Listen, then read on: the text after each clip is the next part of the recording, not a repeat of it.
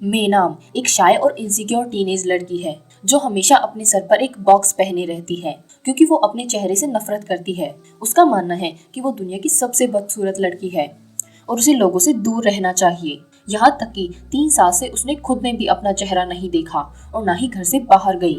वो अपने भाई प्लेवान और पापा मिस्टर बान के साथ रहती है।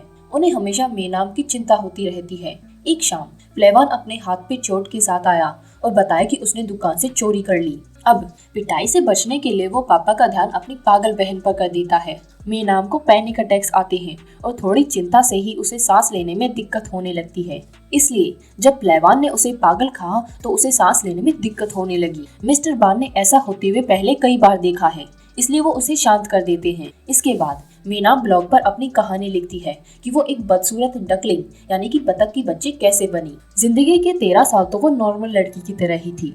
उसके दोस्त थे और वो अपने ऊपर पूरा कॉन्फिडेंस रखती थी। फिर उसे क्लास में सबसे हैंडसम लड़के से प्यार हो गया। एक दिन ये बात उसने सबके सामने कह दी, मगर लड़के ने उसका गिफ्ट फेंक दिया और कहा कि तुम दुनिया की सबसे बदसूरत लड़की हो और तुम्हें अपने चेहरे पर बैग पहनना चाहिए क्योंकि इसे देखकर लोग डर जाते हैं। बाकी बच्चे भी जोर जोर से उसे बदसूरत बुलाने लगे। इन सब से उसे इतना दुख हुआ कि वो सबसे बात करना छोड़कर स्कूल जाने से ही मना कर देती है। पहले तो मिस्टर बान उसे समझाने की कोशिश करते हैं, मगर फिर उसकी हालत और ज्यादा बिगड़ती देखकर घर में ही पढ़ाना शुरू कर दिया। इसके बाद मेनाम ने अपने चेहरे को 1 साल तक नहीं देखा और न ही घर से बाहर निकली।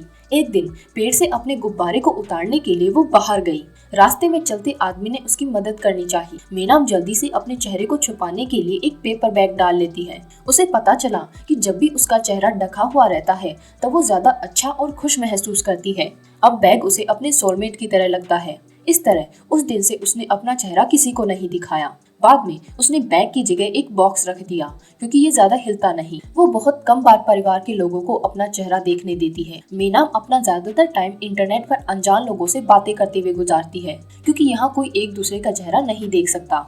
अगले दिन मिस्टर बान डॉक्टर के पास गया और कहा कि ऐसा कुछ करो कि मेनाम की बीमारी तुरंत ठीक हो जाए। डॉक्टर ने बताया कि उसे कोई बीमारी नहीं है।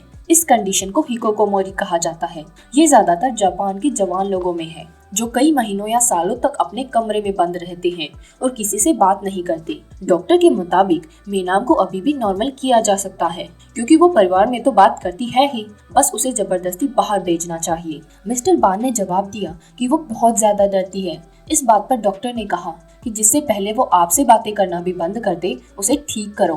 रात को मेनाम हमेशा की तरह बॉक्स बिना निकाले स्ट्रॉ से ही खाना खा रही है। मिस्टर बान जोर से बोले, मुझे ध्यान से सुनो। दोनों भाई बहन पापा के कुछ कहने से पहले ही घबरा कर पूछते हैं कि क्या आपको कैंसर है या फिर आप गे हो। मिस्टर बान दोनों चीजों के लिए मना करके कहता है कि मेनाम को कल से अपने भाई के साथ स्कूल जाना होगा। मेनाम को लगा कि वो मजाक कर रहे हैं, मगर जब पता चला कि वो सीरियस है तो वो साफ साफ मना कर देती है। इस बार मिस्टर बान उसके जिद्दी पने के आगे नहीं झुके और उन्होंने ठान ली है कि वो स्कूल जाएगी तो जाएगी। ये देखकर प्लेवान भी चौंक गया। मेनाम कहती है कि आप बहुत बुरे हो और फिर अपने कमरे में चली गई। अगले दिन के बारे में सोच सोच कर वो लगातार 1 घंटा रोती है। उसे पता है कि सभी बॉक्स की वजह से उसे परेशान करेंगे। वो बॉक्स पहनकर लोगों से परेशान हो लेगी मगर अपना चेहरा नहीं दिखाएगी। मेनाम को अच्छा महसूस कराने के लिए प्लेवान एक नया बॉक्स लाया और कहा कि हमें इसे सजाना चाहिए। मेनाम रोते हुए अपने चेहरे से बॉक्स हटाती है और सामने आया कि वो चाहे कुछ भी हो पर बदसूरत नहीं है। प्लेवान वादा करता है कि वो किसी को भी उसका मजाक नहीं बनाने देगा, मगर अब भी मेनाम को अच्छा महसूस नहीं हो रहा। फिर दोनों नए बॉक्स को रंग बिरंगे पेपर से सजा लेते हैं। अगले दिन सुबह मिस्टर बान दोनों को स्कूल छोड़ने आए। प्लेवान तो गाड़ी से निकलकर अंदर चला गया, लेकिन मेनाम को डर के मारे सांस लेने में दिक्कत होने लगी। मिस्टर बान एक बढ़िया सा गाना चलाकर उसे शांत करके स्कूल में जाने का हौसला बढ़ाते हैं। फिर मेनाम कल रात गुस्सा करने के लिए माफी मांगती है और वो खुश है कि उसका परिवार उसकी इतनी ज्यादा मदद करने की कोशिश कर रहा है।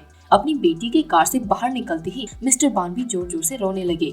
मेनाम हिम्मत करके स्कूल में घुसी। सभी बॉक्स को देखकर हंसते हैं और आपस में फुसफुस करके बातें बनाने लगे। इससे वो और भी ज्यादा घबरा गई। उनकी हंसी उसे उस दिन की याद दिलाती है जब सब उसे बदसूरत कह रहे थे। मेनाम को चक्कर आने लगी और वो गिरने वाली ही थी कि एक लड़का आकर उसे पकड़ लेता है। उसने भी हेलमेट पहन रखा है। ये देखकर मेनाम को थोड़ा अच्छा महसूस हुआ। फिर लड़के ने अपना नाम बताया, मिंटन, मगर वो घबराकर वहाँ से भी भाग जाती है। भागते वक्त वो गलती से स्कूल के सबसे पॉपुलर लड़के जीरो से टकरा गई। जीरो और उसके दोस्त मीनाम का चेहरा देखने के लिए उसे बॉक्स उतारने को कहती हैं। जब मीना मना करती है तो सभी चारों तरफ से उसे घेर कर जबरदस्ती बॉक्स निकालने की कोशिश करने लगते हैं। उसी वक्त मिंटन वहां आकर उन्हें रोक देता है और हेलमेट उतारकर अपना चेहरा दिखाता है। जीरो और मिंटन एक दूसरे की तरफ घूरते हुए डिसाइड करते हैं कि ये मामला वो स्कूल के बाहर सुलझाएंगे। फिर मिंटन मीनाम का हाथ पकड़कर उसे वहां से ले गया। क्लास में मीनाम सबके सामने सहमी हुई सी खड़ी है। टीचर को उसकी हालत के बारे में पहले से ही बता दिया गया था, इसलिए वो सभी बच्चों से कहती है कि मीनाम को तंग मत करना, लेकिन फिर भी स्टूडेंट्स उस पर पेपर फेंककर बॉक्स निकालने को कहते हैं। मिंटन भी इसी क्लास में है और उसे ये देखकर बहुत गुस्सा आ रहा है। मीनाम बिना कुछ बोले लास्ट बेंच पर जाकर बैठ जाती है और क्लास में ज्यादातर वक्त अपना सिर नीचे करके चुप बैठी रहती है। लंच में वो कैफेटेरिया में अपने भाई को ढूंढने लगी, पर जब वो नहीं मिला तो अकेले ही बैठ जाती है। बाकी बच्चे घूरते हुए उसके बारे में बातें करने से रुक ही नहीं रहे। दो लड़के तो जबरदस्ती बॉक्स को निकालने की भी कोशिश करते हैं। ये देखकर मीनाम की मदद करने की बजाय सभी उस पर हंसने लगे। इन सबसे वो परेशान होकर रोते हुए बाहर आ जाती है। तभी मिंटन भी वहाँ आ गया और अब उसने भी हेलमेट पहन रखा है। मीनाम को लगा कि शायद वो उसका मजाक बना रहा है, लेकिन मिंटन ने कहा कि हेलमेट पहनने पर उसे ज्यादा सुंदर महसूस होता है। फिर उसने मीनाम को एक सैंडविच दी, क्योंकि पहले कैंटीन में वो खा नहीं पाई थी। अब मीनाम को मिंटन से बातें करके अच्छा लगने लगा है, मगर वो कहती है कि कल से मैं स्कूल नहीं आऊंगी। मिंटन ने जवाब दिया कि वो उसका दोस्त है, अगर वो स्कूल नहीं भी आना चाहती फिर भी उसे अपने दोस्त के लिए तो आना ही पड़ेगा। स्कूल खत्म होने के बाद मिंटन और जीरो मिले, जैसा कि उन्होंने वादा किया था। दोनों एक दूसरे से झगड़ा करने लगी। मिंटन ये कहते हुए जीरो की बेइज्जती करता है कि वो हमेशा अपने साथ गुंडों को लेकर घूमता है, अगर हिम्मत है तो अकेला मुकाबला करे। जीरो ने लड़ाई करने के लिए हाँ करी और अपने दोस्तों को दखल देने से मना कर दिया। मिंटन ने जोर से जीरो को एक मुक्का मारा और जीरो भी वही करता है। मीनाम अपने घर जाते वक्त उन्हें लड़ाई करते हुए देख लेती है। अचानक वहाँ पुलिस आ गई, इसलिए उन्हें भागना पड़ा। जीरो ने भागते वक्त मीनाम को देख लिया तो वो उसे पकड़कर दूर ले आता है और जबरदस्ती बॉक्स को निकाल देता है। मीनाम का चेहरा देखते ही जीरो की आंखें फटी की फटी रह गई, लेकिन मीनाम को लगा कि वो उसे बदसूरत होने की वजह से घूर रहा है। बचपन की यादें दोबारा आने लगी, इसलिए वो डर से वहीं बेहोश हो जाती है। आँख खुली तो वो हॉस्पिटल में है और ना ही उसके चेहरे पर कोई बॉक्स है। वो उसी वक्त बहुत ज्यादा घबरा गई, इसलिए डॉक्टर उसे जल्दी से फेस मास्क पहना देती है। मिस्टर बान को बहुत बुरा लग रहा है क्योंकि उन्होंने उसे जबरदस्ती स्कूल भेजा। वो मीनाम को हॉस्पिटल में होने का अपने आप को दोष देते हैं और कहते हैं कि जब तक चाहे वो घर में रह सकती है, लेकिन मीनाम ने जवाब दिया कि वो स्कूल जाएगी ताकि बॉक्स निकालने के लिए जीरो को सबक सिखा सके। अगले दिन जीरो अकेले बैठा बैठा सोच रहा है कि इतना सुंदर चेहरा होने पर भी मीना बॉक्स क्यों पहने रहती है। तभी मीना वहां आकर उसे थप्पड़ मार देती है। जब उसके दोस्त मीना को पकड़ने की कोशिश करते हैं तो जीरो उन्हें रोक लेता है और खुद दोबारा से जबरदस्ती मास्क हटाने की कोशिश करता है, लेकिन मिंटन वहां आ गया और अब दोनों में लड़ाई होने लगी। मीना उन्हें रोककर अलग करती है। अब पूरे स्कूल में खबर फैल गई कि दो हैंडसम लड़के बॉक्स पहनने वाली लड़की के लिए लड़ रहे हैं। मीना दोनों पर जोर से चिल्लाई क्योंकि उनकी वजह से उसकी जिंदगी में और ज्यादा गड़बड़ होती जा रही है। मिंटन जवाब देता है कि वो बस मदद करना चाहता था।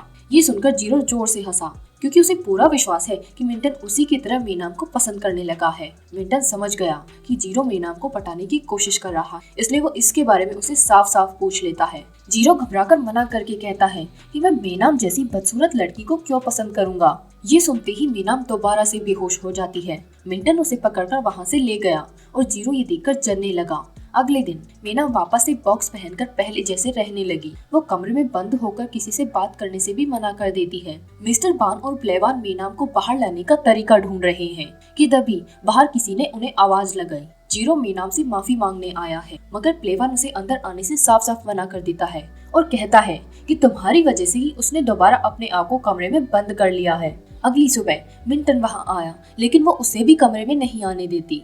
जब मिंटन बार बार बिना रुके उसे बाहर आने को कहता है तो वो मास्क पहनकर दरवाजा खोल देती है। मिंटन ने एक डक बॉक्स बनाया है जिससे कि वो अपना चेहरा ढक ले।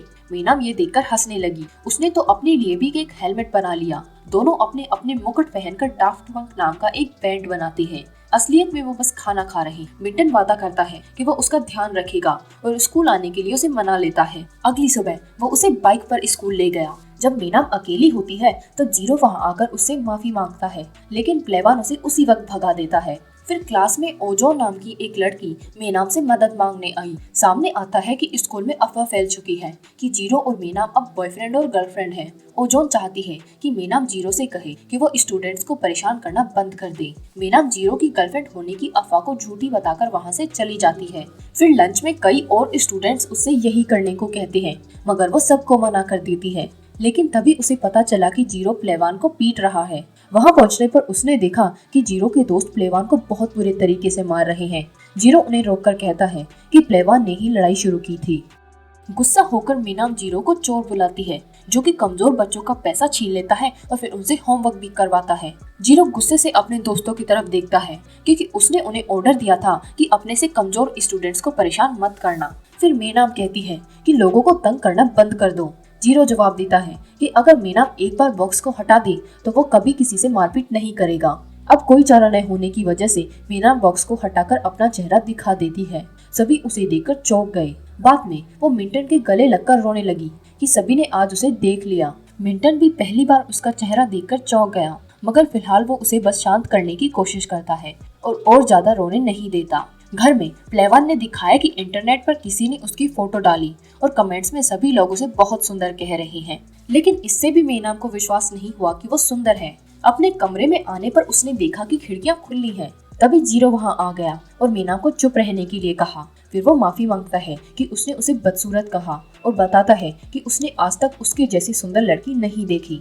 जीरो के जाने के बाद भी मेनाम उसके कहे हुए शब्दों के बारे में ही सोचती रही। वो इंटरनेट पर अपने दोस्तों को खुद की फोटो दिखाती है।